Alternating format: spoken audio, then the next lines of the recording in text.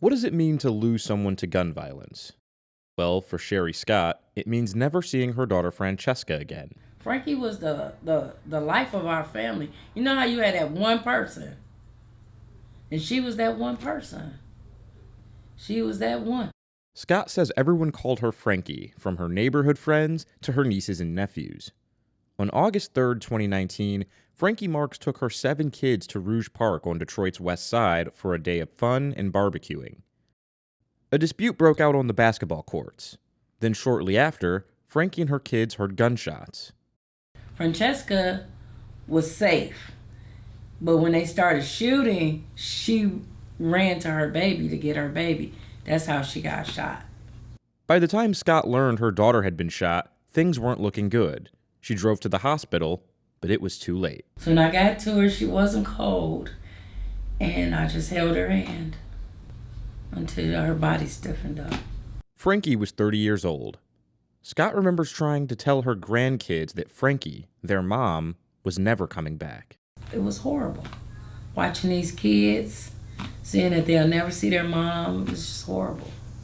Scott wishes people took time to think before acting out in violence. I don't understand why people go to the park and start shooting or even contemplate shooting anybody. How do you do that? I don't understand it. There are families up there. You go to the park to relax. You go there to enjoy your family, read a book or something. Frankie was just one of 102 people to die of gun violence in 2019 in Detroit. And her family was just one of the many families in Detroit to lose someone to gun violence. 2 years later, Scott returns to Rouge Park. There's a rally all about ending the senseless violence that took her daughter. The last time we did the parade, the Stop the Violence parade, was when Francesca was alive, and she was doggone near leading the parade. So it feels odd to be having this parade, and she's not involved in it while she's alive. Now, it's because she was killed by the very thing she was marching against. Detroit Police Chief James White attended the rally. He says these shootings robbed so many families of great people like Frankie. It robs all of us. It robs us of Francesca. It robs us of her opportunities to not just live, but we never know what she could have been. And it's just very tragic when you have situations like this that happen all too often in our city where we're losing people, and it's just very, very tragic.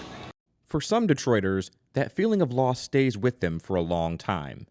Mia Reid lost her son Charles to gun violence back in 2011. I can tell you that I was devastated. My daughters were devastated. My family was devastated. And I think the community that loved him was devastated. That will not bring him back. Charles Reid was 24 when he and his cousin were shot and killed in Detroit. After a long time of grieving, Reid decided she wanted to help other grieving parents. That's when she joined Moms Demand Action for Gun Sense in America. Many of them can relate to the experience that I have had with gun violence. Aside from being a good support group, Moms Demand Action works with organizations in various communities that are working to curb gun violence. Reid says she wants to support those that are already doing the work. We have volunteers that work in Lansing and in Washington to help bring awareness to the gun violence safety bills that we need to pass in order for us to be safe. Moms Demand Action is all about safety. One piece of legislation Moms Demand Action is currently fighting for is the red flag law.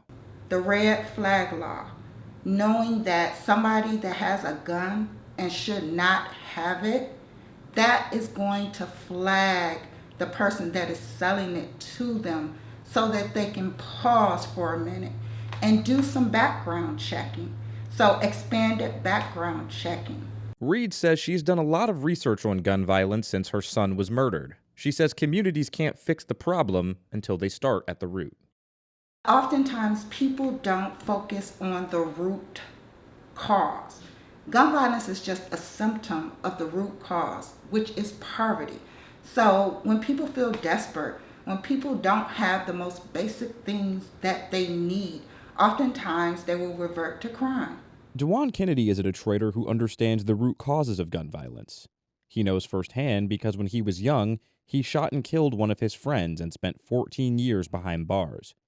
Now that he understands the cycle of violence he was living in, Kennedy wants other people to learn from his mistakes.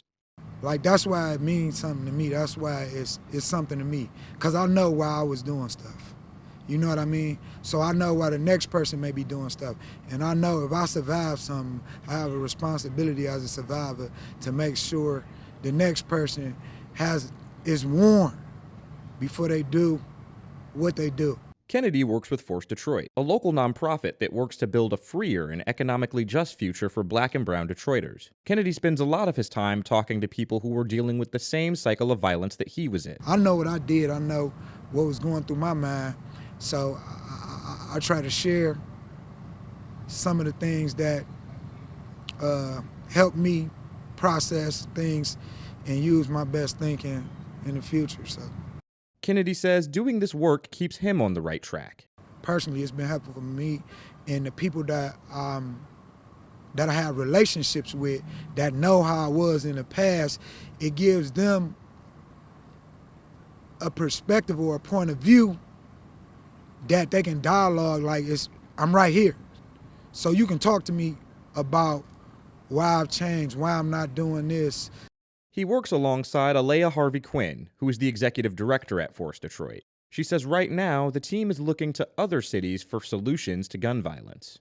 It's fascinating when you get people who have been exposed to violence, who have been shooters themselves, or community leaders, when you get them to be exposed to these programs that are in other cities, and they're publicly funded, they're supported, and then we realize the absolute lack of resources that we have in Detroit, the absolute lack of infrastructure. Harvey Quinn says other cities are finding more success than Detroit because they invest in the organizations doing this work. Why is it important that, these things are publicly funded? When you prevent one person from continuing a high violence lifestyle, statistically you save 6 lives. Detroit police expect the number of shootings to slow down as the weather gets cooler. Meanwhile, lots of people are working hard to end the violence that has taken so many Detroiters away from their loved ones.